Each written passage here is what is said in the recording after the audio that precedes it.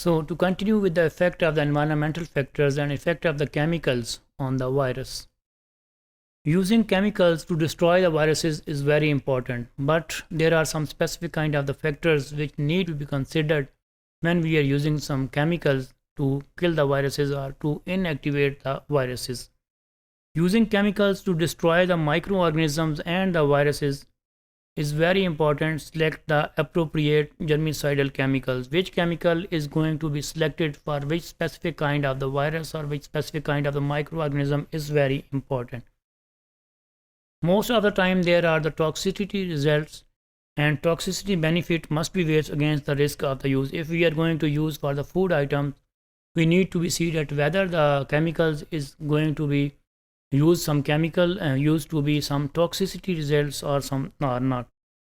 Activity in presence of the organic matter and germicides can be inactivated.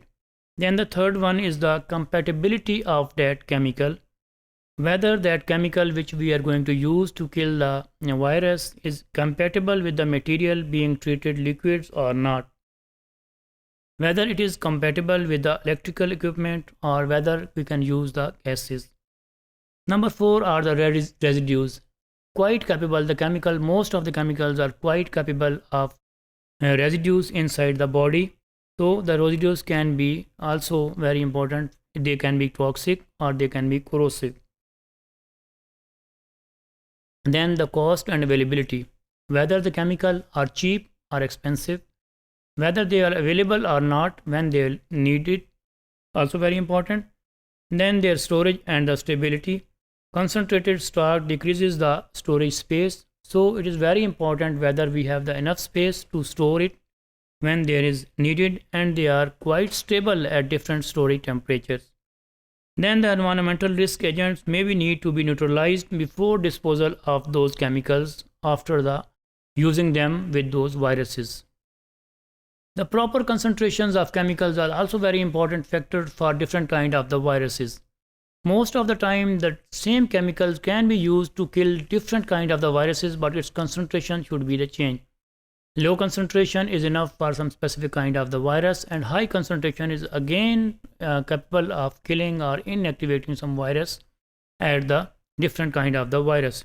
So proper concentrations of chemicals produce inactivation of virus without any serological specificity. Formalin and phenol used for several vaccine preparations. We have already seen that inactivation of the viruses can be done for the production of different kind of the vaccines or different kinds of the drugs. So here we see that formalin and phenols are being used for preparation of the vaccines for against different kind of the viruses. Then again the advantage of the chemicals, that different viruses can be inactivated by the same chemical. We can use the same chemical but at different concentration rates if the concentration rate is different. So this is the advantage of the chemical. You need not to kill different viruses with the different chemicals. You can use the same chemical to kill the same virus, but the concentration of the chemical could be the different. Some reactions can be reversed in vitro. Some of the viruses, they are killed by one of the chemical, however they can be reversed and they can be with the other, however they can be activated again the same virus with the other. Now it is important questions that whether it will be activated again virus, it will lose its infectivity or not.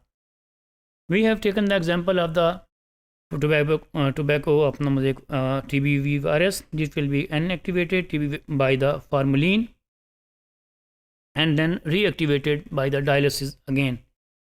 However, there are sometimes the viruses do not need the other chemical, but they can be reactivated without any chemical, just like the dialysis.